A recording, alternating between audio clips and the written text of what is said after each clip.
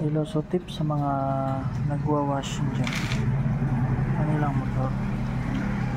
So halimbawa medyo dusty na siya, ayan, ito medyo dusty na siya. Basahin nyo muna siya ng tubig bago nito punasan, kasi minsan gaya nito may mga alikabok. Minsan kasi nagkukos siya ng gasgas sa motor o sa fairings.